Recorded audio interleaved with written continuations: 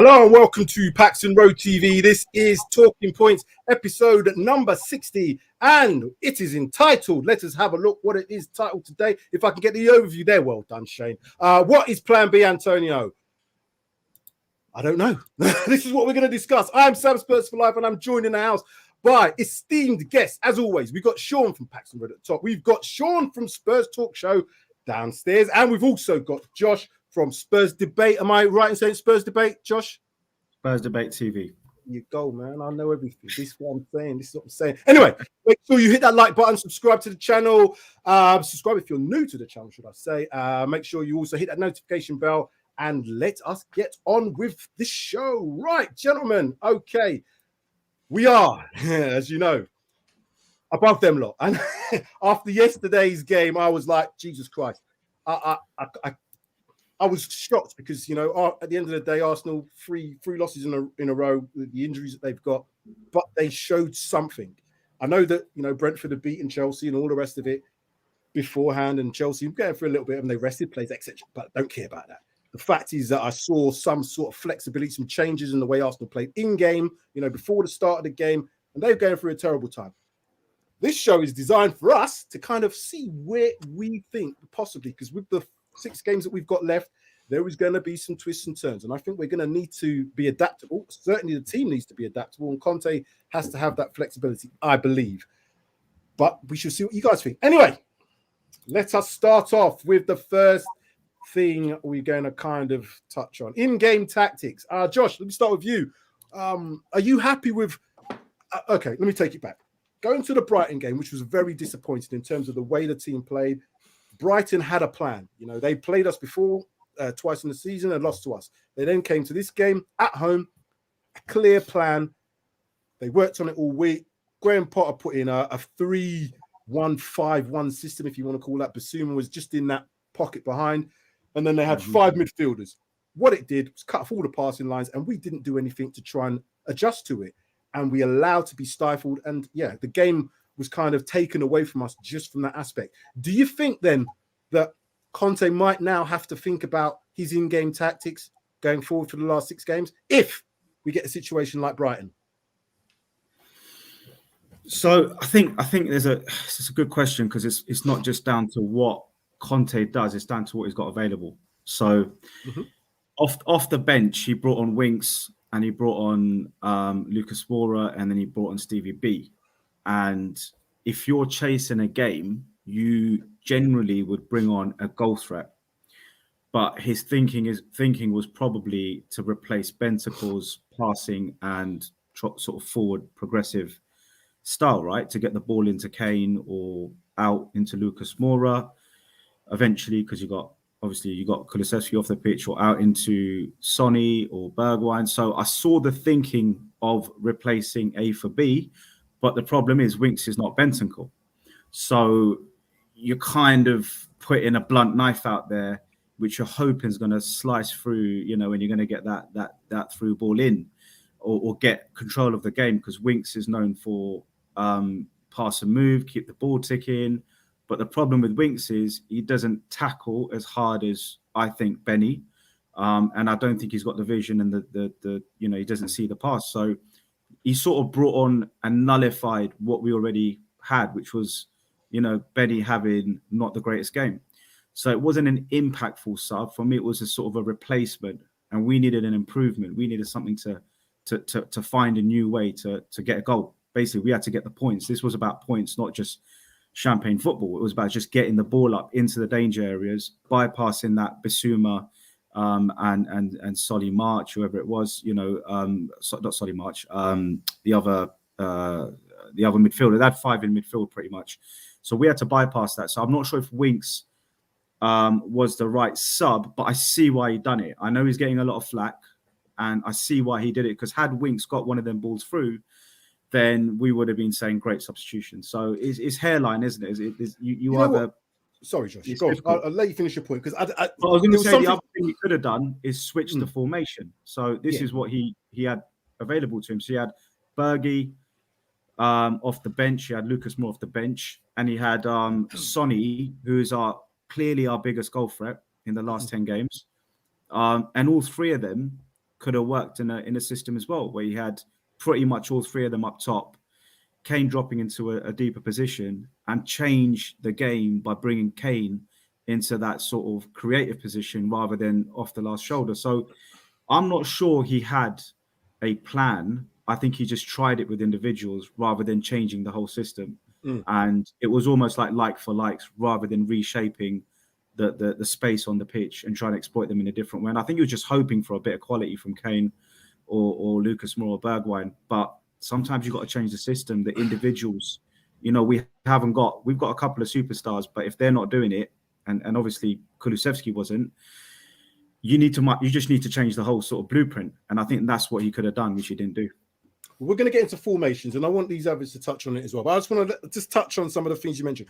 I agree wholeheartedly with some of the stuff you said. You might bring someone on to try and improve if somebody else wasn't doing the job.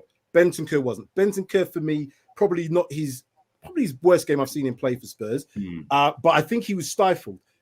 If you watch back the game and you watch back what they were saying on Sky Sports, because I kind of noticed that before, because they had that 5 across, and then they had one in front and one behind. So that's effectively 7 players in that space. So those spaces are always going to be deeper for us in our wide areas, in our wing back, and forward in the wide areas going forward. What we tried to do was play through the passing lanes. We've been doing that, and we've seen how effective that can be. But Brighton worked that out. And Brighton are not the first team to have worked that out against us. My problem with Conte is that, okay, you bring Harry Winks on to try and do exactly the same thing in a 2-man midfield, and we'll get into formations again afterwards. We still couldn't find them passing lanes because we didn't try something else. When I talk about in-game tactics, I'm talking about how can you attack? You can attack through, you can attack round, you can attack over the top. We're trying to attack through teams through the middle with 7 players in there. Passing lanes are not available. You can't get the ball through to Harry Kane. You have to try something different. You know where the spaces are. I agree. Our fullbacks probably didn't help because they were not able to do what they should do in terms of an attacking threat and giving us that. But I can't give it as an excuse because I watched yesterday's game and they have worse injuries or certainly harder hit by their injuries than what we are. So I just think that there's got to be some sort of in-game flexibility that Conte should be able to perform at the level he is and not just rely on a like-for-like change when the plan A wasn't working anyway. So that's where I'm at. I don't know what you're thinking. Sean down the bottom, and then before we go up to Sean at the top, what's your thoughts on that? So I thought the game, it was the weirdest game ever. So before the game, I was talking on the various channels that I go on saying, I think that Tottenham now seem to have figured out a way to play against most of the styles that mid to lower table teams would play against us, whether they do the low block, whether they do the high press, whether they do the squeeze, whatever they seem to do, or whether they go aggressive like Aston Villa, we seem to have figured out a way to get the job done over the last month and a half. I don't think that anyone predicted a formation the way that Brighton did it, and the way that I was at the game, the way I saw it was essentially that they allowed us to have the ball as much as we wanted it when and passing it back and forth between our back 3 centre backs. But the entire game seemed to be squeezed. Not only did Brighton completely compress the midfield, they also played the game in the midfield third. All 20 players were compressed inside of 25 meters, spreading the center circle. And it left absolutely zero space, apart from if you wanted to put the ball down the wings over the top, which Brighton, Graham Potter's tactic was, well, if we compress the midfield and we take away their space in the midfield, he's pretty confident that Lamptey and Cucurella are going to be able to handle our width, right? Which was going to be Emerson and Reguilon, and they did it absolutely perfectly. I think the biggest problem with the way that we set up in that game was that when we did have the ball, the 2 problems were the Brighton line was so high up that it didn't give much space for us, or it didn't give much run, much of an ability to run onto the defenders without being offside. So what I would have liked to have seen was the wing backs drop, almost do a kind of like fall back 5 yards and then run at them to give themselves a bit of a running start. They never tried that. And I don't think that Davies, Dyer and Romero had any confidence in passing the ball to Emerson at all. The amount of times they got the ball, they were looking up and Emerson would put his hand up. He wouldn't make the run, but there was just zero confidence. So I think that there was a combination of zero faith in the options to go wide, and then no one had planned out this method that Potter put together, which was to kind of squeeze the game so much into such a short area that I haven't seen it done before, and it was really cleverly, affected and executed by Brighton. And I think the way that we could have done something better, I know we're going to get into the tactics, but I think what we could have done, like to Josh's point, we could have gone to like a 4-2-3-1 formation. I know we're going to talk about that later. Or we could have done something, like I said, tell the wing backs, if you haven't got the space to make the run because their wing backs and their high line is so high that you're going to get caught offside, unless you've got somewhere to run into the back of it, then almost take a step back, like almost sort of juke, like an American football kind of move, where you juke back before you start the run to give yourself a head start on a high press or high line defense. We didn't try it, we didn't do it, and it was an absolute shit show. So apart from making substitutions, like maybe bringing on a Bergwijn and playing something at a right wing back role because Emerson was doing nothing, or swapping Sessegnon for Reguilon because both of those were so ineffectual. Apart from that, the way the game played out, I just thought that Tottenham were completely unprepared for the specific tactics that Potter put out. It was a high. It wasn't like it was a low block, but with a high line. It was a very strange. Like I've never seen it before, and it just worked to perfection. And Tottenham had no plan B for it. And like I say, I know we're going to talk about that now with the changes to the substitutions that could have been but weren't made. I agree. Yeah, all these things did, but I'm still right. Okay, so if we're not going to change the system, and I agree that Conte's proven that he doesn't want to change this 3-4-3, or you call it the 3-4-2-1 as such, with Kane coming as the one sometimes comes in and plays behind the two. But then you've got a system where the space and the isolation of players to be able to attack is going to be in them wide areas. Because they were playing wing back for wing back, there was always going to be 1v1s. Again, if you're playing with a 3-4-3, traditional 3-4-3, you could, if you control the ball, spread your two forward players wider and isolate their wing back, force them back, and then you can create the overload 2v1s, or if they then have to drag one of their midfielders back, create 2v2s. You're right in what you're saying. Both of you mentioned about the inability of our wing backs to attack consistently well. Both sides, Reguilon and Emerson, were terrible. So that's going to have an effect because the players maybe didn't have the trust. But we still didn't isolate their wing backs at any point during the game. We still didn't play with Kulusevski going wider or Son going wider to maybe then create the 2v1s as I was talking about. It was so central. Yeah, it was. Yeah. As long as Brighton stayed in that shape and did what they were doing with the low block and the press, we couldn't get out because we didn't play the ball over. But when we did try to play the long ball, like in the first half, the 3 or 4 times that you saw Romero or Davies or Dyer try to do it, it was so direct that it like Emerson and Reguilon were so stationary that the ball just sort of fell all the way back towards the goalkeeper. Okay, it should have been more kind of loopy. You're also up against a very tall centre backs. Yeah, I mean that's food and drink for them. Dunk is massive. Dunk just loves that. And Basuma is a unit. He was key to that performance for Brighton for me. Yeah, that he like you said, they seem to have 2 lines of press almost. They were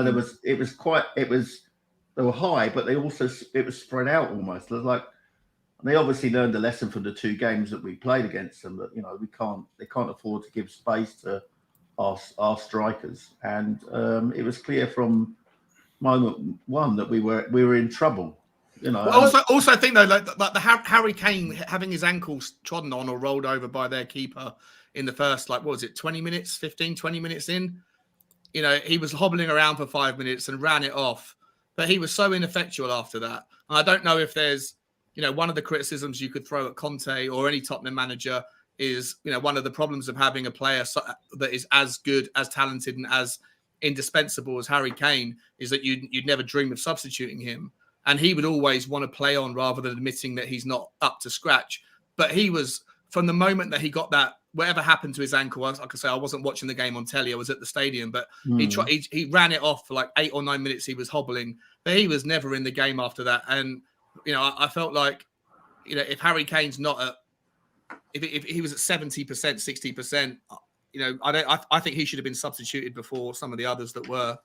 I think do you know with Benny and Kulu both on yellows early on, weren't they? About 30 something minutes. Massive factor as well, yeah. And that plays a role because if Pierre's in there, Benny's in there alongside Pierre, predominantly his job is to win the ball back and set the game off and Spurs back on, on the front foot. So I just wonder on that yellow, was Conte looking at a draw on the basis that we don't get a man sent off?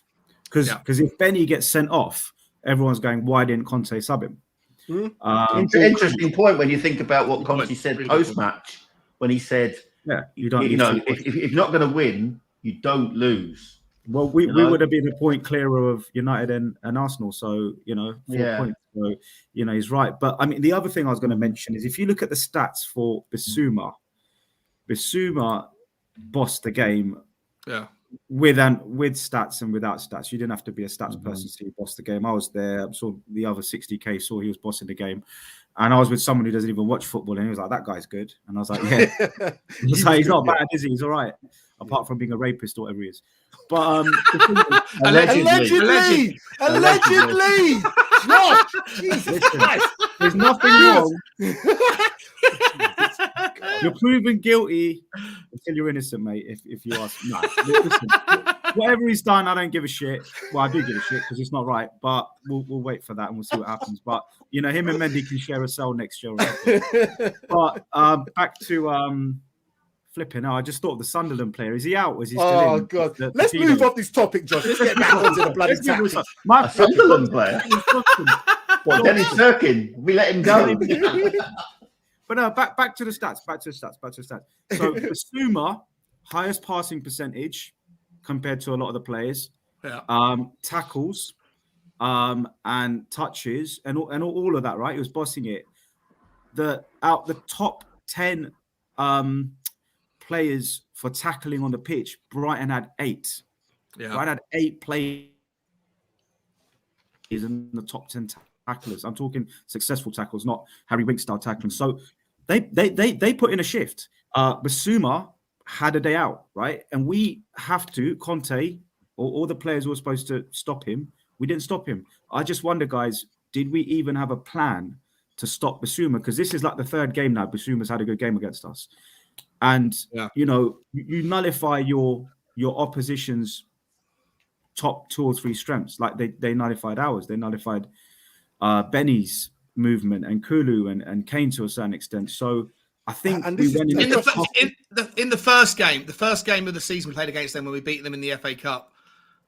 He also had a great game then, but when Bentancur came on for his debut in that last 25 minutes, and he did put him in his pocket for the last sort of 20 minutes of that, which is why we were all kind of like, oh, Bentancur's a player.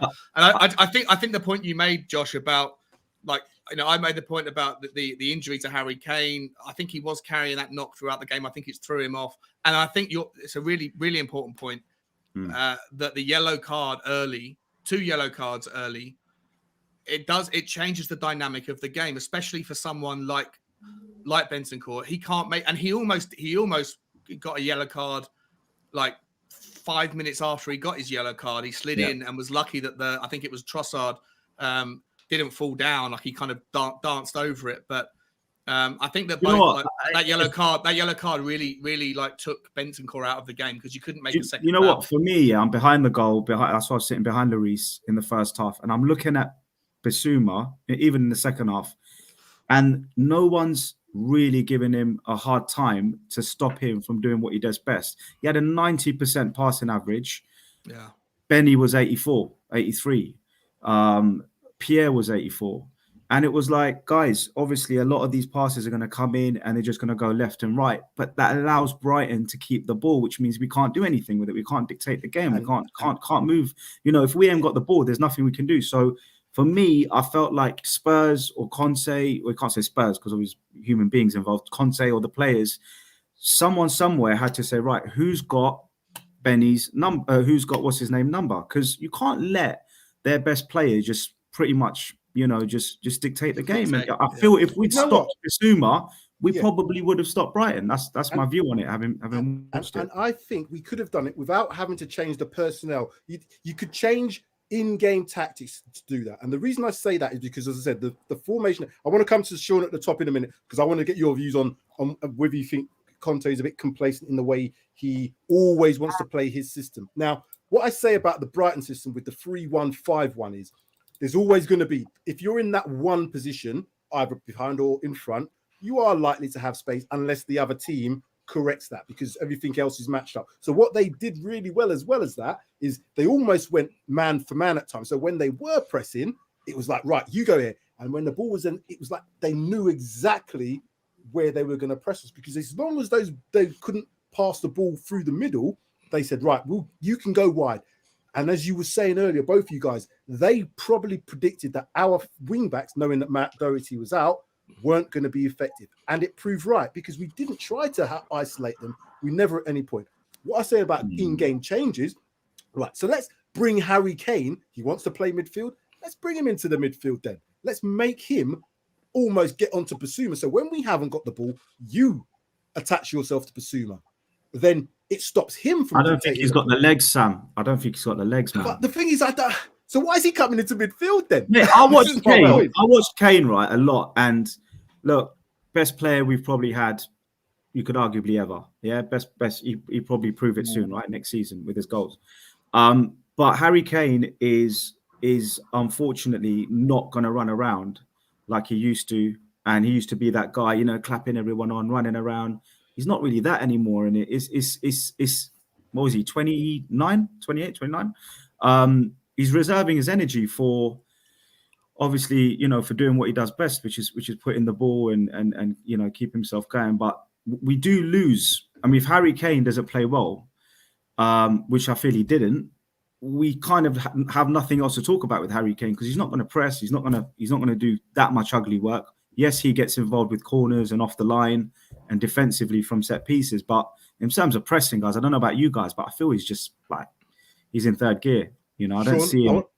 I want to come to Sean because like I said, I want to move. But you know what? If Harry Kane, that's a problem for me then, Josh. If that's the case, all teams need to do is stop Harry Kane. I know we've talked about this probably loads of times. I've already said if they stop Harry Kane, they stop Harry Kane. But we had ways to get him onto the ball because of the ability of Bentancur and Højbjerg to get them passes into, particularly Bentancur. We weren't seeing them threaded balls into the space because that's a pattern of play that's been worked on. But I saw within 5 minutes of the game at Brighton, you can't pass that ball through to him. So he's not going to be in the game unless he stretches them the other way. And maybe his legs aren't for that at the moment. I don't know. But that's the only way we had to make them turn around. Everything condensed is not going to help him. Sean, top Sean. With the flash gear that he's now got and headphones and everything. What was your thought? What was your overall take on that? Do you think that it should be the responsibility of the players on the pitch to work out that, or should Conte have maybe got some information up? Or do you just think that they thought, right, we're at home, we'll get through this anyway? What was your take on that? I think in terms of in-game change, it's Conte's responsibility, to be fair. I mean, he's such a structured way that he wants to play that he needs to think about, when they've sorted out how they're going to deal with Harry Kane. I mean, I think other Sean there made a really good point. If he was cropped early on, I don't remember the challenge, to be fair. So, but yeah, if he was cropped, that's another thing that's going to stop him. But I think, contrary to Josh, I think I would say early doors in the season, his pressing wasn't good, but I think in recent weeks he has been at the head of a press, and I think he's looking around. It's Sonny and particularly Mora I think is weak on the press, to be fair. But yeah, I mean, yeah, it's on Conte. If his system is not dealing with the system that his opponent has brought, then he's got to be more fluid. Yeah. And again, though, it's obviously down to what he's got available to pick. But the squad that we've got, you could make the argument without Doherty, because Doherty, and it's weird to even have to say it, but 2 months ago we were wincing at the idea of him being in the team. Now we're wincing at the idea of him not being in the team. It's amazing what a difference 30, 40 days can make. But Emerson Royale was bought as a right back. Mm-hmm. Reguilon was bought as a left back. Right, so you could have made the substitution when it wasn't working. You could have gone to a 4-2-3-1, taken early. You could do it at half time. You could have done it at the 55-minute mark. You could have taken Ben Davies off, let Dyer and Romero go into a back four, let Emerson go back to his natural right back position, and have Reguilon go back to his natural left back position, and then have your two Bentancur and Højbjerg in the two holding players, and then a three across the front of either keep Kulusevski on the right, Harry Kane in the middle was a 10, and bring on Bergwijn and put him on the left, and then have Sonny up front by himself. Like, that was an option, and that would actually, in my opinion, suit the team, the formation better. Like, it's not the ideal situation. You want to start with the formation that they train every single week. But look, it wasn't working, and Emerson Royale is obviously the weak link into that formation because he's completely out. He's like a duck in, like a rabbit in the headlights. He doesn't know how to make those runs. He's just not used to doing it, especially when Brighton were playing the high line. Like he couldn't make. You could see he was just standing on the thing, waiting for the ball to come to him. But there was so much space behind. But they weren't timing the runs, and when they did, it was just going. So they could have gone to a 4-2-3-1, which would have given a lot more stability, in my opinion, to the players that were struggling with the 3-4-3. And that was an option. And if it wasn't used because Conte hasn't trained with it, then you know what? You got one game a week. Like, how much time do you need to spend going over the 3-4-3 every single week? You should at least dedicate a couple of days or a day 100%. to trying a back four, to trying a plan B, which I know we're going to talk about now. The formation. Yeah. Maybe I've jumped ahead. Sorry if I have. No, it's fine. But this is what I'm saying. And just before we get onto team selection, because this is what the next point is, we could have changed the formation without changing the personnel in game. And I'm looking at in-game change because I know that nobody wants to admit, not a lot of managers want to admit, oh shit, after 10 minutes, this is not right. I'm going to take somebody off. That's going to have detrimental effects later on down the line for certain players. However, we've got Eric Dyer, who I know at the moment is playing that central defensive role for us, but he's played midfield. He's played right back. He's played a lot of positions. So of all the players in that back line, and I also look at Romero, he could possibly go into midfield. We could have gone to a back four, pushed Eric Dyer into that midfield, just extra. He could have still dropped into the back three, pushed then, what's his name, further down, Reguilon. You can put Ben Davies as left back. You could then have Emerson as the right back, and then you've got a back four. Yeah? You've got your forward player all the way down in Reguilon. You've then got your two players in Son and Kulusevski. And then if Harry Kane kind of drops in, then you've got numbers in that middle, which was what we didn't have. And then you've got options to play over the top, play through the middle if you can, because they're going to have to disrupt something to mark them players. And then it opens up passing lanes. We didn't open up passing lanes because we never changed it. The only way you can do that is to try something else. Pull players out. You have to create the space. This goes now into the team selection part. So I'm going to start with you, Sean, flat cap Sean. Yeah. Conte has shown that he's the best 11. He's going to play them.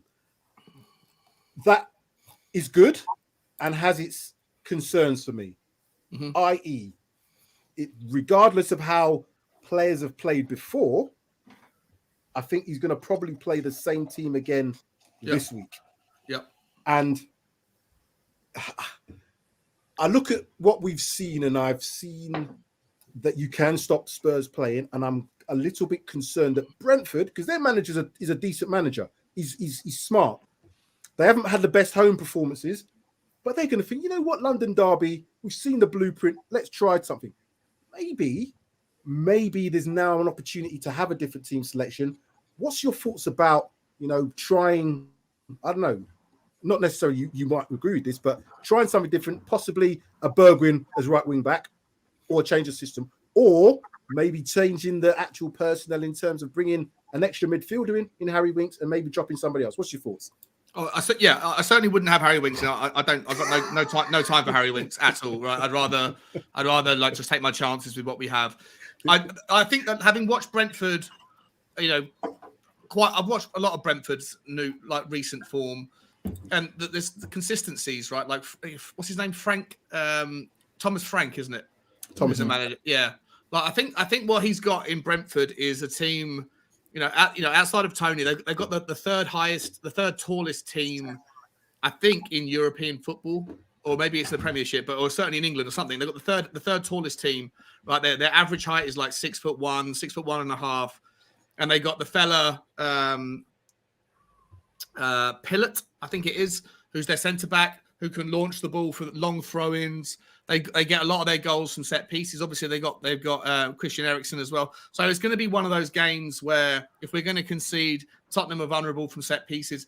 All of those things notwithstanding, I don't see us being too threatened too much in the sort of intermittent gameplay. I feel like if we're going to concede, we're going to have to give away sloppy fouls, corners, throw-ins, whatever, and then they're just going to launch the ball into the box and then see what happens, like the kind of like the pinball machine, where see what happens, see where it drops down.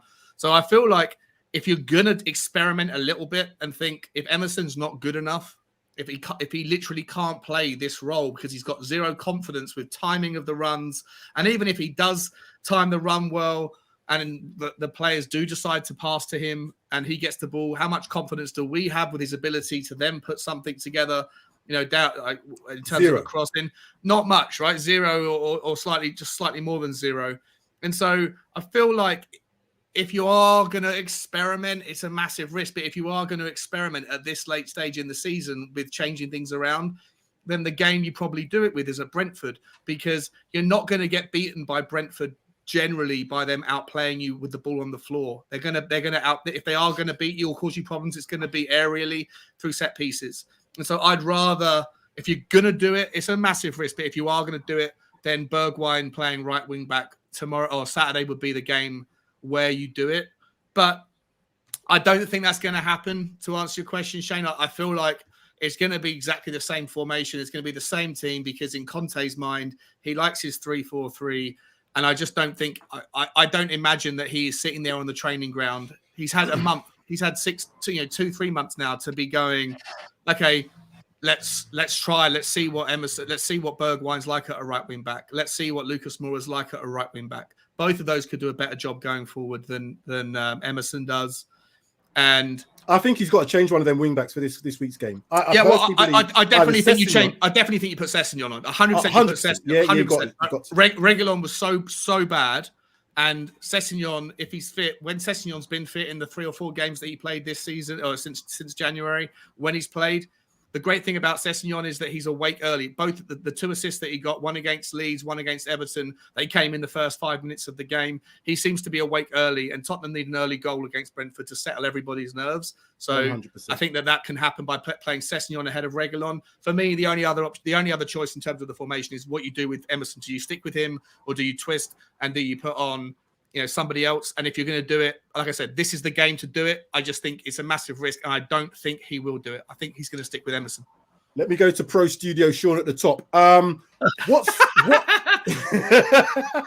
I'm trying to think of all kinds of names because I'm jealous. That's all it is. I'm just jealous. Sean Coons. We've talked about, and I know you particularly talked about the lack of time that Bergwijn's got, and I think it's been, I hate to use the word disrespectful, but there has been a bit of disrespect in bringing a guy with 86 minutes on the clock, 87 minutes gone. I don't think that's right. And I've got this feeling that, having watched last night's game with what Arsenal did, and I hate to go back to it, but they changed quite a lot from the previous 3 games because they had to. They've had no choice. And they did it against Chelsea away. I know that they've had good results against Chelsea, but you're thinking to yourself, I thought this is going to be a whooping here, looking at what they did. But they had everything spot on, and they were able to change in game. The team selection as well, they brought players in who, Eddie Nketiah, 24 hours ago, he was shit. Now he's their saviour. They're looking at him as if he's like the man, the best natural finisher in their club, but he's leaving in the summer. My point for you, Sean, is do you think that we could look at an alternative in them wing-back areas? Because I think that's what we're going to have to do, in my opinion, if we're going to have a plan B, if it needs to be changed. What's your thoughts on Bergwijn possibly playing there?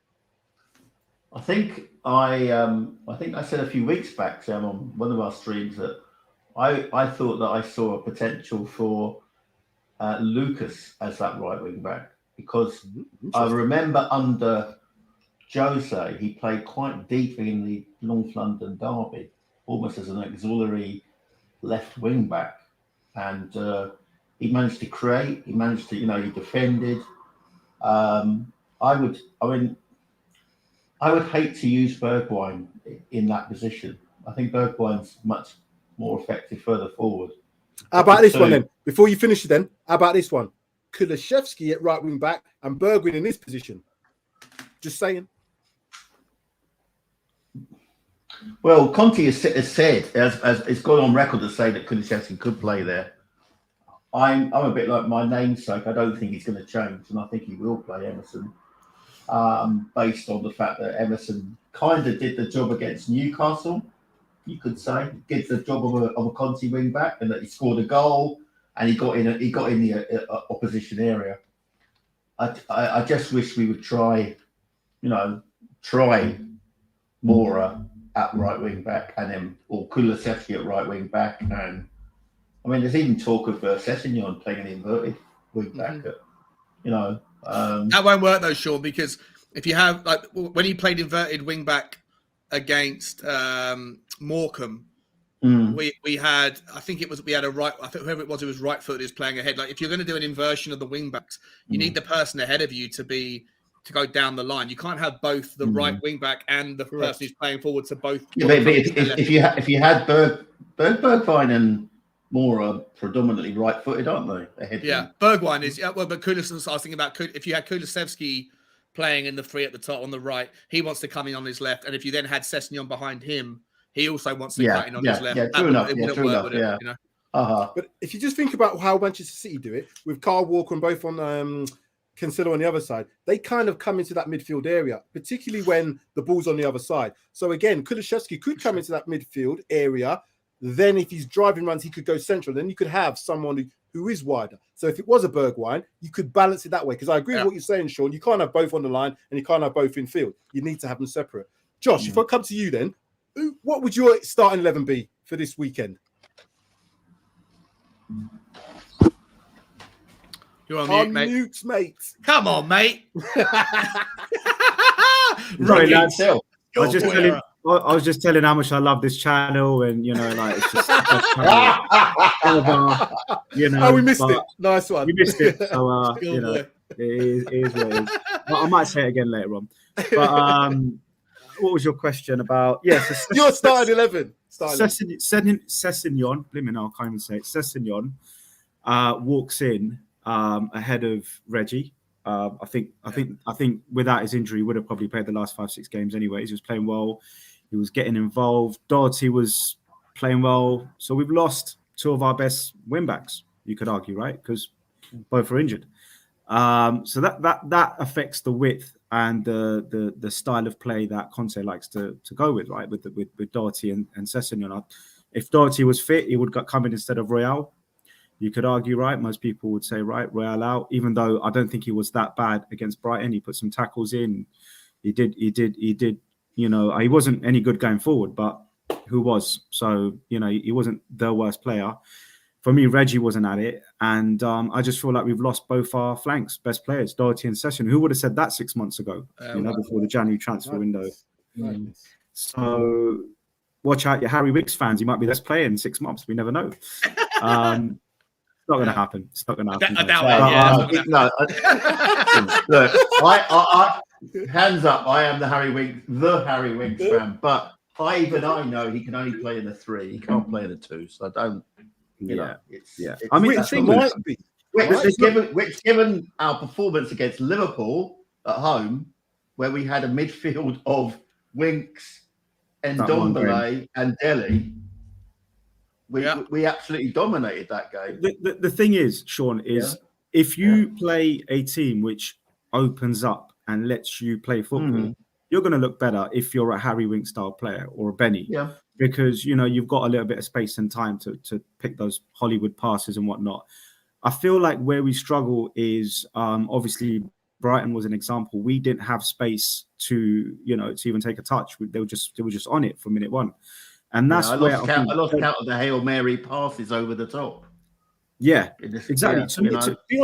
In terms of Winks' defense, I think it was Christmas or when he was getting a few games in, he was finding Kane And there was a few games on my own channel when I was doing my post-match reviews. I was like, big up Harry Winks, you know, there was Yeah, but he was playing in the 3, wasn't he? He's playing in a 3, and this is it. But coming back to, obviously, then January, we went with both of them just walked into the team, didn't they, in January, and they never looked back, those two.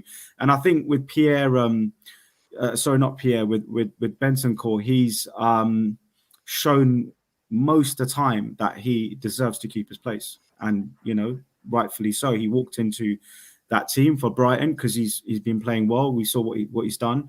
But I think for me, going back to your question about Sessegnon starts, going back to Emerson Royal, for me, Emerson Royal does get a lot of stick. And he's not even a wing back, he's a full back. He was never a wing back, he was always a full back, really. So we're now asking a player to walk into a brand new league, forget the language and the weather and everything else, and start performing like a really good wing back. So, you know, and with a change of manager who played him in a 4 and then plays him on the wing. So whereas Doherty had a year before him, and you know, Reguilon was there before, so he does get a bit of stick. You know, I would like to give him a summer and more coaching and keep him as a squad player, because we spent the money, and see if we can get the better. And then next year, if he doesn't perform, I would definitely get rid of him in Jan, or just cash in the following year. I just feel like he's a bit of a headless chicken, and he just needs coaching. He may or may not have the talent. Obviously, a lot of fans would give me stick if I said that out there publicly, openly. So what are you talking about? But I just think it is his first season, man. It's not easy for a lot of these players that come from the Spanish style of football. And Reguilon's the same. He came from Spain, he hit the run running, and then he realized, shit, I'm in the Premier League, it's difficult. Got to 10 games in, 15 games in, got injured. So, but coming back to you were just asking about whether we change it on the right back situation. I think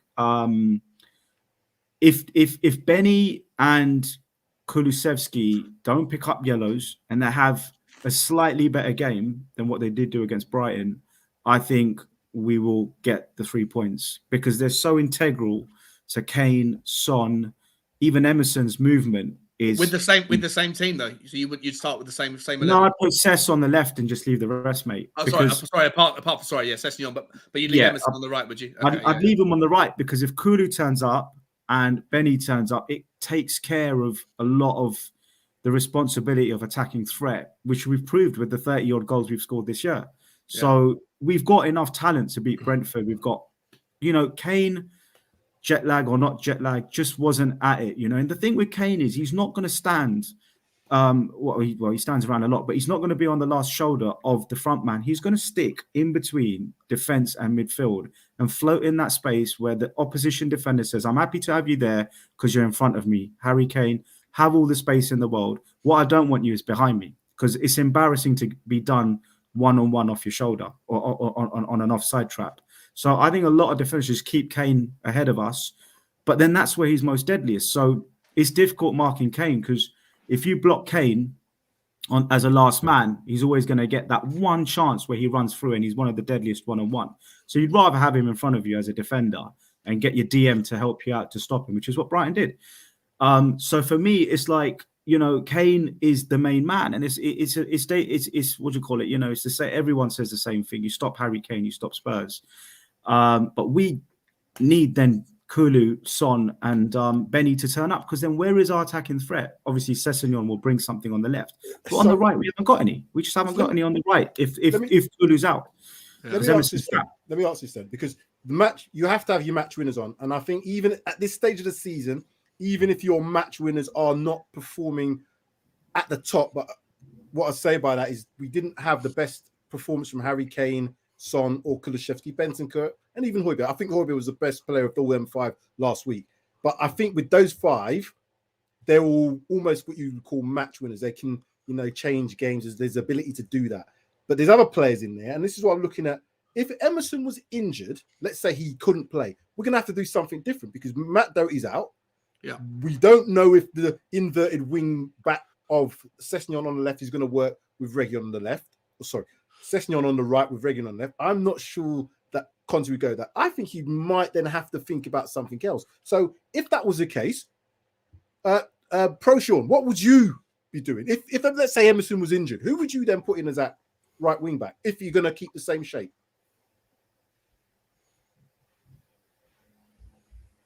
Here's another one. Here we go. Oh, come on, Sean. Jesus Christ. Well, You're not that pro, Sean. Amateur Sean. oh my. You've gone and done it now. You can't have all that gear and be on mute. You just can't do it. I can be when I'm about to cough my guts up. Yeah. To be honest, I mean, you know, if Emerson's injured in the scenario that you painted, then he's going to have to try either Kulusevski, Moura, my choice, or Bergwijn in that position. Yeah, I don't know about this Lavinia. There's lots of good talk about him I don't really follow the youth team that much. Yeah, I'd never heard of him before he. Well, he's an ex-Chelsea. He's an ex-Chelsea product, which, you know, usually they come with, you know, some quality. So I'm you know, we need someone someone who can play the position. It's a gamble, you know. You don't think you could go like to you could put Bergwijn or Lucas Moura, take your pick. Someone very, very offensive, you know, minded, who's obviously going to be vulnerable defensively at the right wing back slot. But then if you're going to do that, probably move it to a 3-5-2. And then if you're going to have someone so like if you're going to replace Emerson with a Bergwijn, then maybe you need to sacrifice a Kulusevski and then bring in a Harry Winks to play alongside alongside Bentancur and Højbjerg to give a little bit more stability, or just ask Harry Kane to play literally as a midfielder for the day, and then put Sonny up front with Kulu. You know what? I mean, to be honest, if it's team selection, I think Josh has given us the only option really. It's you know, Sessegnon needs to come in definitely on the left, and we'll need to persevere with Emerson and hope that you know our front three. I mean, I do remember you said, you know, when you were saying about Son getting injured by the keeper early on. I do remember a very snide tackle on Kane. No, it was Kane. It was Harry Kane. Yeah, but I remember Kulusevski getting the victim of a very snide tackle by Cucurella in that game. Yeah. Which never got picked up by VAR. Yeah. Shocking challenge, by the way.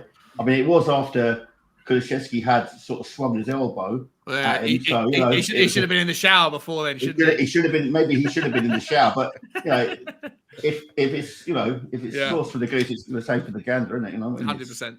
Listen, I think Josh has hit the nail on the head. I think the starting 11 will be Reguilon will come out the side, and Sessegnon will come in at left side. I think he'll persevere with Emerson on that right hand side. But this is where I think, and this is the next part, the substitutions.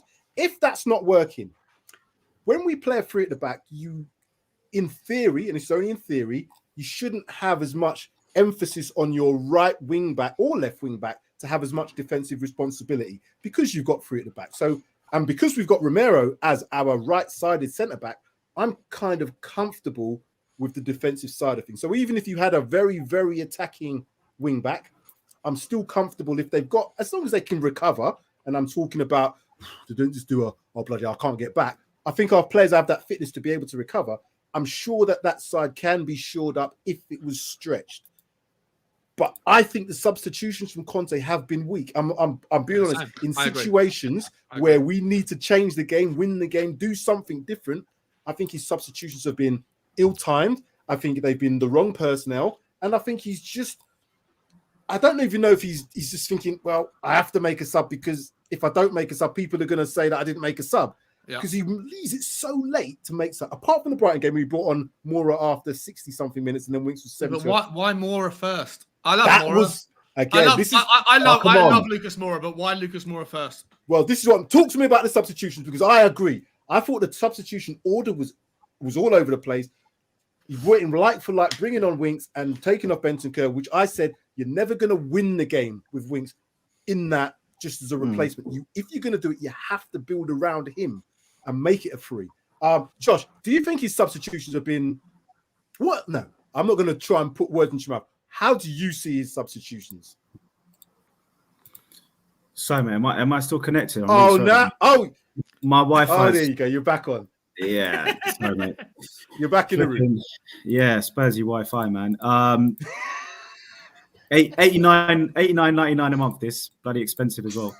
But yeah, what were we talking about? The substitutions. Yeah, look, I mean, the thing is, like, I was thinking of another way to create when we were like 0-0.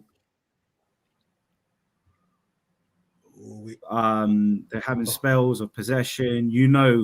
The next goal wins it. Everything's on the line. You then have to have the balls to roll the dice in favor of a home win, which is, we're not playing Man City or Liverpool. We're playing Brighton. So you got to go for the win, right? It's got to be an attacking change. And I just wonder I don't know if this is too sort of anti-defensive, but if you stick Kane back alongside Pierre and you have Son, Lucas and Bergwijn up top as a 3. And I know that means we lose a man in midfield in a way because Kane's not going to tackle. But you get Reggie and Emerson. Winks doesn't tackle either, does he? No, he doesn't. But then he's not Kane. Like he doesn't offer anything on the other side. Whatever Harry Winks offers in midfield, Harry Kane offers it in spades. And also Harry Kane has the ability to thread the pass and also join the attack. So for me, like, rather than bring on Harry Winks, just fucking put Harry Kane back and then bring on another attacker. So you say, right, Pierre, you're the main man in front of the back 3. Don't go forward. Stay there, marshal the gaps in between. You told Sergi and Emerson to relax with attacks and just stay back. That rhymed. And then you get Harry Kane to sit there. I didn't realise I joined the rap show. Relax, mate. It's talk. So next week is going to be called singing points, not talking. You don't bring in Winks. You say, Kane, sit back. You're having a shit game. You're not getting the space, and let the back 3 plus the wing backs keep it tight down the sides, and then you get Pierre down the middle, marshalling what he can. Reguilon tucks in. You don't bomb up the pitch anymore. You forget the whole width aspect of our wing back system, and you say we're no longer going to do that. We're just going to have Bergie on the right or the left. Sorry, Lucas Moura on the right, and Sonny down the middle, and we're going to look to counter with pace and. Will Brighton's back 3 of Veltman, Dunk, and Cucurella be able to deal with Sonny, Bergwijn, and Moura? That could have been an option. That would have been very attacking and very risky. But then that for me says, right, Conte's absolutely going for it. He's not happy with the draw. So I think he bottled it, to be honest with you guys. And I think he was happy with the draw, just to keep our position in 4th. And I'm not one to say that.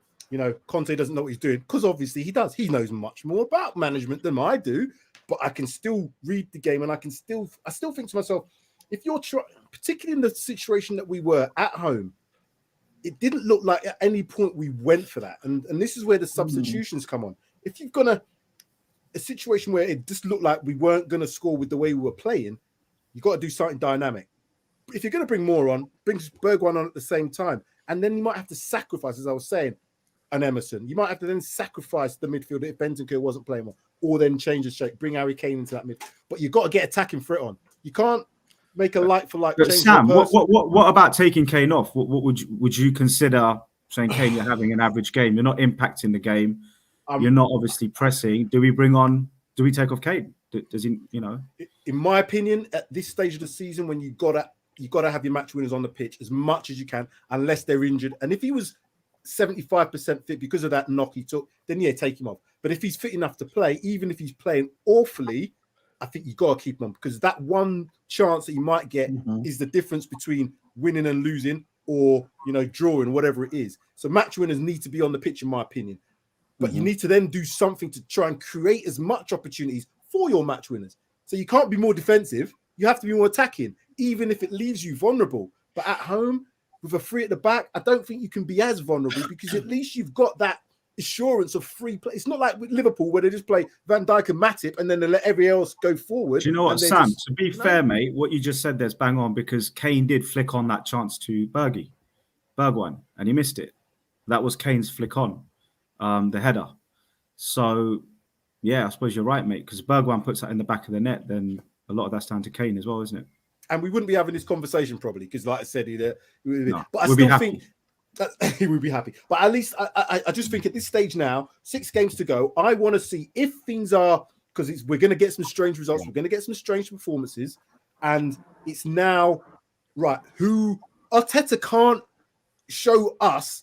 Oh, they can do it and we can't. because I've been taking the piss out of them for the last 2 years that this guy was a cone man, got no tactical ability. He's learned from Pep. He's never had a management job, but yet he showed bravery. Even if it went wrong yesterday, he showed bravery after losing 3 But games. Sam, I will say this: we would have beat that Chelsea team yesterday the way they played. I thought they were awful, man, at the back.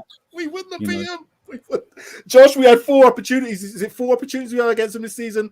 And we never I just beat think them. last night without Rudiger. I just think last night would have beaten them, man. Without Rudiger and Lukaku having no impact on the game. Silver on the bench until second half. Yeah, man. I just if right, okay. Before I'm going to take another breath. I mean, I've already been saying Steven Bergwijn should be the first change if we want to win a game, and we wanted to win that game. You know, and how he didn't when as soon as Lucas came on, you know, I've said it before. Trades description at Brazilian footballer, he fails because he can't. Technically, he's not good enough. Well, we've got a problem then with our Brazilians because Emerson can't attack and bloody Lucas can't trap a ball. We'll go back to Gilberto, another Brazilian who couldn't play. You know, he can't trap a ball. I think the other thing is you don't bring on Bergwijn on the 88th minute or 87th, whatever it was. Because he's not. To be fair, yeah, that showed him the chance that he sclaffed wide. You know, I mean, you know, if he'd been on to get into the rhythm of the game, a few more, when Moura came on, he probably takes that chance. The problem with Bergwijn is he does miss a lot. He does miss a lot. I mean, even last season, he does. You know, unfortunately, he scores the harder goals and misses the easier chances. Bergwijn, I feel, and I just think that makes. Yeah, it was a tough chance. I mean, does Lucas score at all? No, very rarely. No. One goal. If anything, Bergie did score recently, and Lucas assisted him, didn't he? So yeah. What Lucas does is he disrupts things. If you bring Lucas on, because he doesn't know what he's doing, the other team don't know unless you put him on. Our players don't know what's doing. I mean, he had a perfect opportunity against Brighton. He ran through. He did trademark, and what did he do? He passed right when the left channel was free. Yeah, he looks down. He doesn't look up. He's the polar opposite of Kulusevski. Like Kulusevski's always looking up. Every half a second, he's looking up, absorbing where everyone is, scanning. And when he gets the ball, he's like, what do I do? What do I do with this ball? How do I distribute it in the most effective way? Do I shoot? Do I hold the people off? Do I dribble a bit more? Do I pass it? Do I cross it? And he makes that decision. And 8 times out of 10, he makes the right decision. Lucas Moura can turn and get a transition moving like nobody else. There's nobody quite as good as him as to get the ball with his back to goal, turn and run. His head's down. He doesn't know what the fuck to do once he's done it. I think because he's like 4'1", all he sees is just legs and shin pads and boots. So you know, he struggles to see what's that. Low center of gravity. Yeah. Low center of gravity. You're right. He doesn't look up enough. Ericsson used to that. He looks up before he gets the ball. Ericsson. He gets a picture of what's around him, and then he's off. The pass is already. I don't understand that. That's an easy thing. I coached for a long, long time, and that's one of the easiest things to coach. Get your head out. It really is. But again, professional footballers. I'm looking at Conte. Conte must know that the weakness and strengths of these players in this time now. He's done enough. I know. You know. We all know what Lucas brings. He's a disruptor, in my opinion. If you bring him centrally, if you play him as a winger. I think he's no good. Yeah, he's woeful. Oh, play him. Go on, Sean. P.S. Sean. I mean, again, a perfect example. He gets round the back of the fullback and passes straight to the goalkeeper. Yeah. I don't want him. I don't want to see him as an out-and-out winger. What I want to see him do is disrupt, create chaos, attract 2 or 3 players, and if the coach is right, all he has to then do is have a quick look up and make the correct ball. That I don't think is too difficult. Again, it's the mentality of the player that I'm just not sure he actually knows what he's doing. But you know what's funny, Sam? He is probably one of the quickest players in our squad. He is. Oh yeah. So why isn't his game based around counter-attacking moves and basically offside? You know, how many times does he beat the offside trap? He's too busy passing, thinking he's flipping. You know. De Bruyne or whatever, which is fine. You got to pass, obviously, but mate, your main strengths are pace. You're little, you're small. You're not going to hold the ball up, but one thing you've got is pace. So Why are we not using his pace? You know, which is it doesn't fit the system, right? If you were to play him at right wing back, if the idea would be to launch it over the top of his pace to run in, then great, you've got an advanced player with a lot of pace to go onto the ball. But unfortunately, the worst part of his game is his final delivery. Same with like Emerson. But if you're going to play him at right wing back, just for argument's sake, and you put the ball into him, then you're not utilizing the 3-4-3 system in the way it I should wouldn't be even played. do that, Sean. I would say stay on the last man, a bit like Son. Stay on the last man. Just wait for that Harry Kane. So you play him ahead. You play him in the Kulusevski role, would you? I play him on the right and say just hang on the right man. Don't get involved in the middle. Stop doing your little give and goes. And he's got soft feet and he can do a bit of that. And yeah, obviously got soft defend, feet, Josh. but we need Josh, stop there. I'll stop you there. He has not got soft feet. He's got concrete boots. If you play like can't trap a bag of cement, you kick the ball against the wall, it comes back. If you watch it, the boots. ball, fucking hell, it bounces off. This is what look, does my head in. So he wears a pair of Timberlands and he puts the wrong shoes on. Honestly, go on, Josh, sorry about that. Brazilian footballer. No, I mean, look. Frank. Maybe I'm thinking of his nationality more than maybe what he really is. Maybe I'm being a bit too nice. But what I mean is when he does his little kind of 1-2s and get in midfield, which is whatever, it's great, right? Don't get me wrong. Yeah, that's the thing he does most of the time.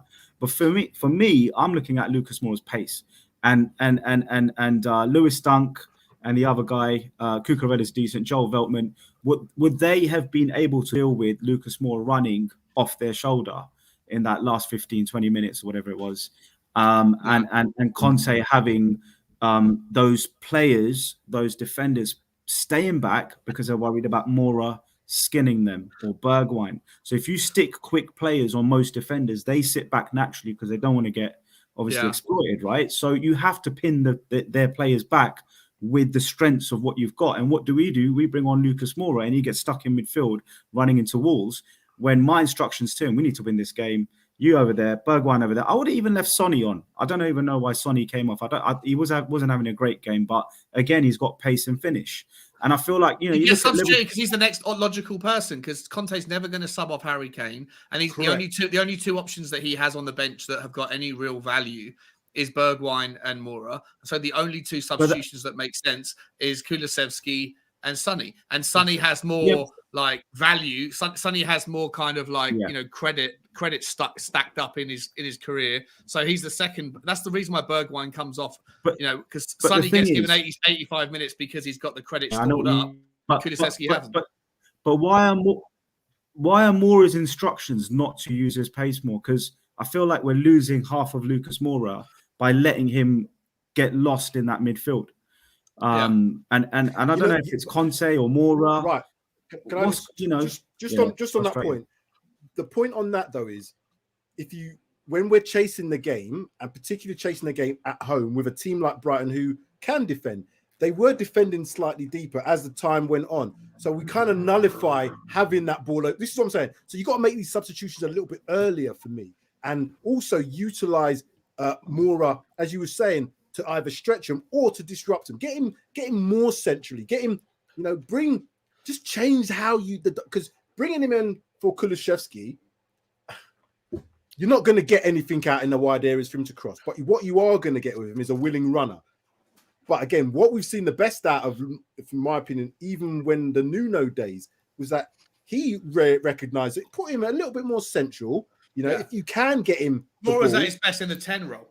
Oh, of course, because he's not looking for threaded balls. He's just looking to run with the ball. And in that situation, the final third, I want that. I want to take risks, disrupt, cause someone to make a challenge, cause two players to be on one player. Yeah, someone might make a mistake. Especially if you've got, like, in a world where you had Bissouma on a yellow card, or if you had Casado, what's his name? Is it Casado? I forget the other guy's name on a yellow card. Well, Cucurella as well. Who's the other midfielder? Was it Casado? I forget his name was.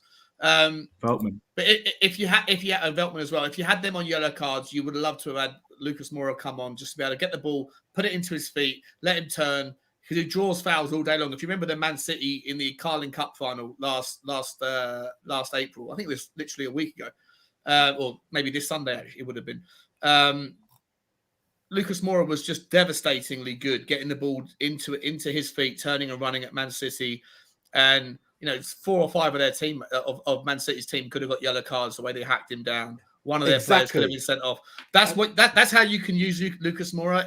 If you got them, in a game where, let's say, Brentford on Saturday morning, let's say that they've, I don't know, for whatever reason, taken out Harry Kane early, given a yellow card to one of their central midfielders, that you bring on, if you need to, you can bring on Lucas Moura in the 60th minute and let him run at those players that have got yellow cards. You can get free kicks and you can get red cards, because there's nobody in a Tottenham squad that can draw fouls. He's very good. He's very good at twisting. He's very good at twisting and turning as well. So he does buy us the odd foul.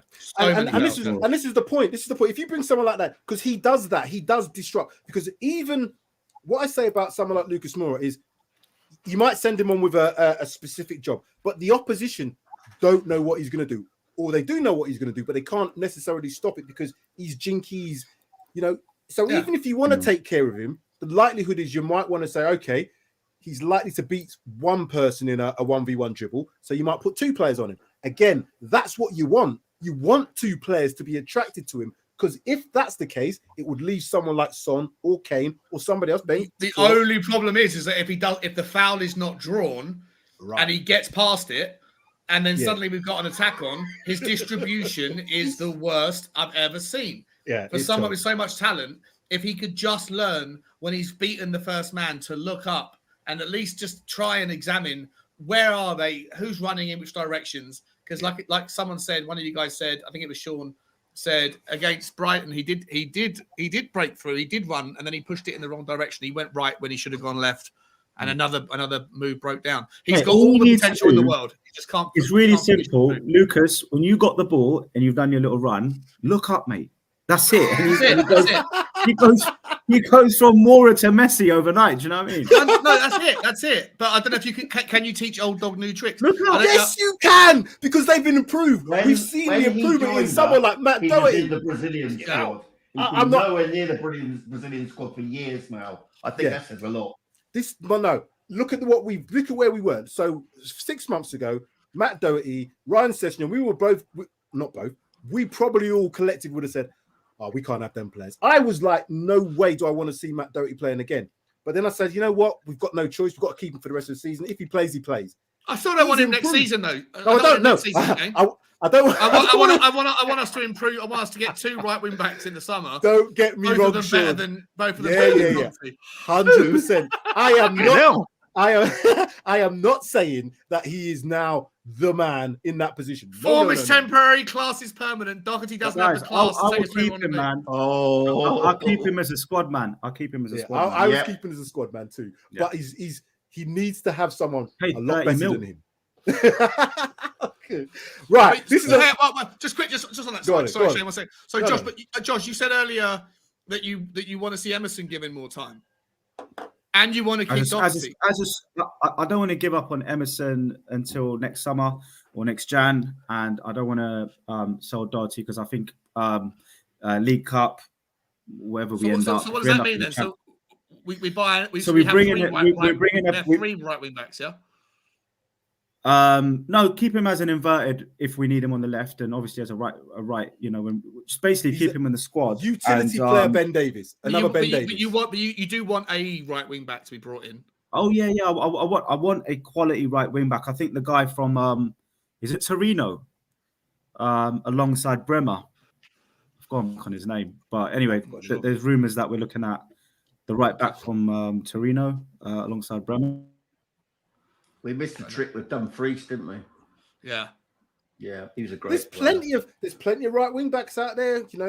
There's plenty of them. You've just got to look. You've got to look, and you've got to make the decision how they fit the system. What's their characteristics? What are they bringing? We've got that right in the 2 players that we brought in the January transfer window in terms of the right characters. Obviously, Romero has been the right character. We just need to not make the mistakes we've made in the past. If you're going to bring in that player, make sure he's proven, but also the right player to fit our. No more like 25 million spent on 21. I want to see a 45 million quid right wing back. I want to see us really pay up for someone decent.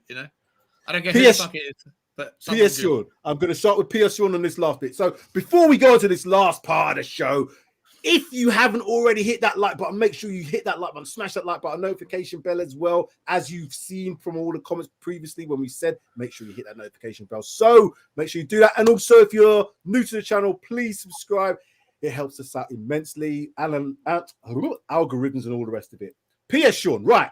Formation change. Do you expect, and I put it in question marks for that reason, because I don't expect to see it. Do you expect to see any formation change in terms of a starting change from Conte between now and the end of the season? Even if we, let's say the worst thing happens on Saturday and we don't get the result against Brentford, do you think Conte may or not change the formation?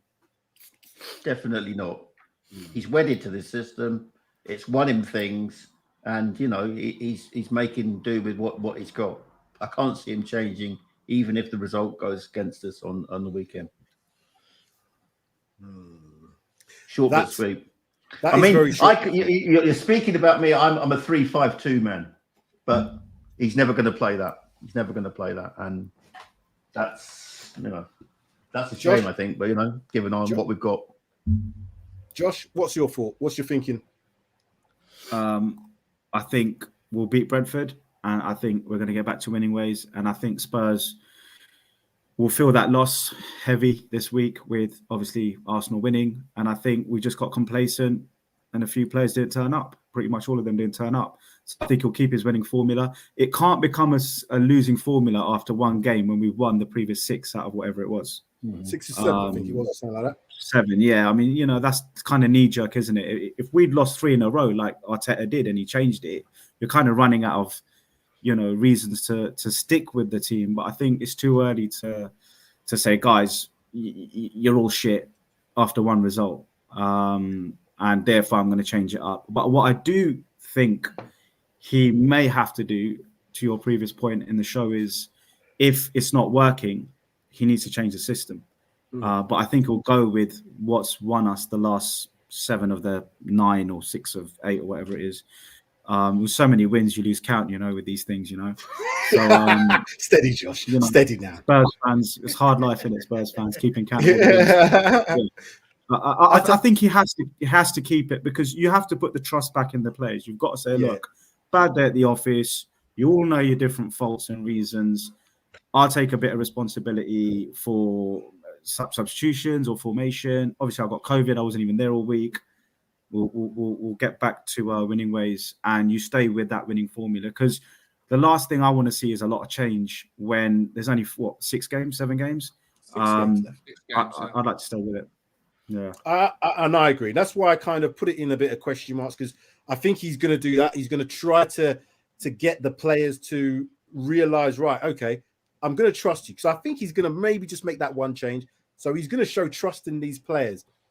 What I do want to be able to see, though, is if Brentford have a game plan that seems to be working against us, he needs to be adaptable to do something different, whether that's in-game personnel change, whether that's formation change, whether it's a tactical approach, i.e., are we playing the ball long now, turn them round to try and create, because that's what the old adage was.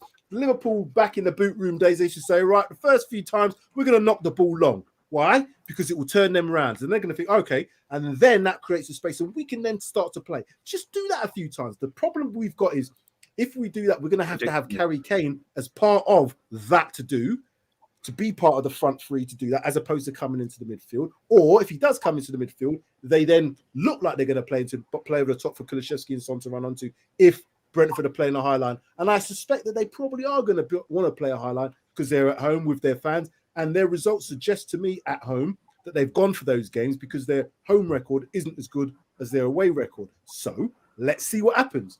I really don't know what's going to happen in that game at the moment in time, because results have been really weird. But what I can say is we've got no excuses. There's no excuses, in my opinion. That's what I will say. There's no excuses. If we don't get top 4, if we don't get top 4, it's down to us. It's not down to other people. It's down to us. Correct. Yeah. Brentford have won 5 of their last 6, by the way. 5 out of their last 6. Yeah. Mad. This is so Arsenal lost the last 3 games and they were in shit street and they beat bloody Chelsea away. The thing is, didn't Arsenal beat Chelsea early in the season when they'd lost like whatever? They beat them last season. Last season, they beat them. They beat them last season. As I said, it's funny stage of the season. Flat Cap, Sean, what's your thoughts about the formation change? Because I've the 3-4-3 for me works with certain players. If we had Skip back, I think he could maybe make them like for like changes and bring a skip in for a Bentancur or a skip in for Højbjerg. I don't think you can do that with Winks. So we might have to have a formation change if it's not working. Do you see that being the case at the start or maybe in game? I think like other guys have said, I think 3-4-3 is the way we're going to go about it. I think that it's going to be like for like, apart from the only change. I agree with everyone else. Sessegnon should probably come in for Reguilón. 3-4-3 to start. If there is the need, if we're struggling at half time or in the 60th minute, we have to try a little bit something different. I wouldn't mind seeing the formation change to a 4-2-3-1. I feel like that formation has just as many benefits as it does drawbacks, and I feel like you could remove one of you could remove Ben Davies. You could take Ben Davies off and bring on a Bergwijn or whatever, and make the formation work that way, or you could push Ben Davies out to left back as well. There's a hundred ways you could kind of tweak the system with the subs we have available to go to a 4-2-3-1 if necessary. But I do think it's going to stay as 3-4-3 at least for the start of the game. And I just think that, like, again, to Josh's point, I do think we have to just bear in mind that this was a blip on an otherwise impeccable run of form. And I think that there's variables that we can put it down to, whether it's Conte being out, not being on the training ground, whether it's the yellow cards early in the game, whether it was Harry Kane picking up that ankle knock. There's a whole bunch of different factors that won't necessarily happen the same way on this Saturday coming. And so I don't expect anything other than us to get back to winning form. I just think we have to be really, really fucking careful against their throw-ins, their long throws, their set pieces. Brentford are a very tall team, a very good team in the air, and they're in a great run of form. I just don't think that we're going to get beaten with the ball in play. I think we're going to get beaten via set pieces if we get beaten that way. And so for me, we just have to be very diligent, and we just need our team to be impeccable with their challenges and their discipline, that kind of thing. And if we can do that stuff, then I see no reason why we can't go and win 3-0. And everyone, all the people that were sharpening their fucking knives, on Sunday morning and even last night, like I said to you guys in the background, some of the Tottenham fans that were blaming Daniel Levy for the fact that Arsenal won last night. Madness, absolute madness. It's a momentary blip in an otherwise wonderful last couple of months of being a Tottenham fan. We're going to get back to winning ways. And Manchester United are also going to probably have not a new manager bounce, but like a pre-new manager bounce. A lot of those players are going to turn up at Arsenal. I wouldn't be surprised to see. Let's hope CR37 turns up and does exactly. a job on that, yeah, exactly. If he turns up, he's going to want to do something for his for his poor son, etc. Yeah. So I see there's in my mind, I feel like Tottenham are going to get the business, and we're going to re-establish the 3-point lead, because I think Man United will probably do one over on Arsenal, and Tottenham are going to do Brentford. So I'm not worried. It's just got to put in a better performance. That's all it takes. And the thing is with that, Sean, as well, that I agree, because I think there's going to it's Man United, the way that they're playing is they've just got to put performance in, and somehow they've got to do it. But the thing is, because those two play first before us, again, we will know what we need to do. And now that could have two effects. It could be put more pressure on, because it's not game. No, we play first, don't we? We're at 12. We don't play till half 5. No, we're the half 5. With the half 5 game. They kick off at 12:30. And this is what I'm saying. So it could do two things. It could galvanize us to say, right, there's enough times, because they can even watch that game and see what's happening if they wanted to. I don't know how their preparation is, because it's 5 hours before. They probably won't. You're right. But they probably will know what's happening. They will definitely know the result before they start, 100%. There is no excuse in terms of how they have to then, even if it's desperation, even if we're losing the game, we have to get into desperate situations to get the result. So regardless of how they score first, whether they don't score first, whether it's from the set piece, I expect us to throw every single thing at this to get the win. And it's no draws, it's the win. Regardless of what that result is. So whether Arsenal win, whether Man United win, whether it's a draw, we have to win on Saturday. And it's as strong as that. It's as strong as that. Let's have a look. let's have a look at a few of these comments coming in now. I like this one. This is great. Good beats. Chelsea and Arsenal is not a derby, it's a testimonial.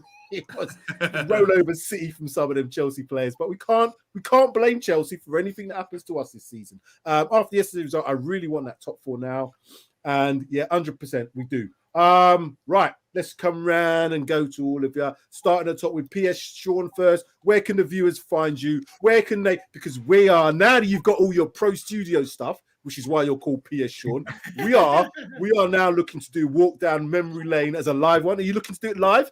We're going to talk about that. Live, yeah. Oh, see, that's how professional we're getting now. So we'll talk about that at a later date. But Sean, do you want to take it away? Tell the viewers. Yeah, you'll catch me here either moaning or in ecstasy, as is always my way since 20th of January 1968, when I first went to White Hart Lane, as it always will be. Yeah, catch me on Twitter at HotspurHurley61. There you go. Flat Cap Sean, you're next up. Where can the viewers find you? You guys can find me at Spurs Talk Show on Twitter, Instagram, YouTube. The next time I'm going to be on the Irish Hotspur a little bit later on, and then also I'm doing my We Are Tottenham TV debut on what I thought was Saturday morning, which is why I was just shocked when you said we were playing second. I thought it was the 12:30 kickoff. I've made my entire day's plans around the 12:30 kickoff, but now I need to go and reschedule the things I had planned for the evening. But whatever. Spurs Talk Shows where you can. Oh, yourself a Spurs fan. You don't even know what I'm looking at. Spursy. That's proper Spursy. I'm going to turn up to watch the game. Oh, they're not playing. That's proper Spursy, Sean. That is definitely. Going to come to Josh next. Tell the viewers where they can find yourself, Josh. Spurs Debate TV on YouTube and Spurs Debate UK on Twitter. And my channel focuses on analysing sort of more weaknesses. So if we've let in goals, then I analyse the crap out of goals. I'm yet to do the Brighton one because my phone broke. So I'll be doing that one on Monday. Well, I might just skip it. I might just move to Brentford. We're not going to concede against Brentford, Josh. Well, this is it. So I hopefully you've got nothing to share, and you just come and subscribe and watch my old videos. Can I really back up Josh's Twitter feed, because I think it's brilliant. It's really good. I love the polls. Really good. I love the polls. It's just really engaging stuff. So the polls are good because you get to sit on the fence and just see what everyone else thinks. So I do put out some controversial ones where I think to myself, what if there was one thing controversial this weekend, a performance or it could be anything. It could be the ownership, could be anything. I love to just try and put people on, put them on the spot with a poll. Good thing about a poll is no one knows who you are, so you're quite honest, right? You just you choose your result and no one unless you're like me and you're in the comments after. In the comments, absolutely, man, absolutely. But like I say, subscribe to the channel anytime. But I mean, this channel is just always jokes, isn't it? So just keep subscribing to this one. This is the one. Yeah, man. We like to have fun, but we also bring information. We bring, we because you can't get too serious all the time. Because I think had we been in Man United situation this year, I'm not sure I could be doing this anymore. I really don't know if I could be doing it. No, God, no chance. It's so Jesus. Toxic. You want to put a bullet in your head every time you. It's a tea over life suicide. And we've had bad times. We've had some really bad times. But of the things up. My highlight when we talk about Man United is when X and his brother get together. Because his brother is a Man United fan, but my God, does he go through them like a dose of salt? Yeah. I mean, he's been against Ronaldo from day one, and he's taken a load of flack. Help end him. I think he's been proven right because it's been a trophy signing. However, without Ronaldo, take his 15 goals out, Man United would be proper in the poo because they wouldn't have got any other goals from anywhere else. Papering over the cracks, Sam. Papering over the cracks. Yeah, could be, but they've got a lot of cracks. Anyway, let's not talk about Manchester United because we're Tottenham. Anyway, make sure, Man U, I want you to do a job at the weekend, make sure you do if you can. If you're watching Ronaldo, I know you sometimes watch us. So, yeah, just make sure you come back. And obviously, you know, devastating news about that's just, you know, so even, you know, I didn't want to all sympathies from Baxton Road TV to Ronaldo on his news this week. 100%. Yeah. Guys, it's been brilliant. We have to do this again. I like this for. This is good. We got PS Sean, Flat Cap Sean, and we got Josh, who almost got us taken off air with some of the comments you made about earlier. Jesus Christ. About who? Don't forget the word allegedly whenever you say anything. You know what I mean? I'll put a Twitter poll out and see what everyone really thinks. Is it alleged? Bissouma. Dot. Is it alleged? Bissouma, nonce or not. Allegedly. Come on now. I'm going to keep using that word. Jesus Christ. Anyway, gentlemen, Sean, and Josh, behave yourselves, gentlemen. Come on, you Spurs. Come on, you Spurs. Look out for us because we've got our preview show. Don't put me off like that. Right. Professionalism. We've got the preview show coming up tomorrow. That will be looking forward to the game against Brentford. And obviously, we have the reaction show after the game, 7:40 on Saturday, not at 2:40, as Sean Flatcap Sean thought we were playing at 12:30. We're not playing at 12:30, mate. We're playing at R5. I'll fuck my entire evening up. Cheers, guys. Oh, dear. That's brilliant. She's not going to be happy with you, mate. Oh, not happy until he's at 100%. Well, make sure if you haven't already, please hit that like button again. No, you can't hit it again because it may not like. But anyway, you know what I mean. Hit the like button if you haven't hit the like button already. That is it. Subscribe. That is it. Look out for, again, Judge Jodi on Monday after the Brentford game with the ratings. And hopefully no crimes of the week. It will just be hunky-dory and back to... What are you laughing for, Sean? What's going on? You were a nomination for the crime of the week. I know. and so was Sean down over there because he was the one. Didn't you say something like 4-1? Was it you? Flat cap Sean. Yeah. I did say 4-1. Yeah. I did say 4-1. All right, I saved you all. I put Conte on a collar. we really didn't see that one coming. I'm saying 3-0 against Brentford though. We write that one down if you want. I might take that one down as well. But anyway, make sure you tune in for those shows and thank you for supporting us. That is it. We've talked enough. I think we've done a good bit of good conversation on that. I think we've got enough out of it and it makes me feel better. But will they do any of it? I don't have a bloody clue, do I? That is it, gentlemen. Thank you very much. We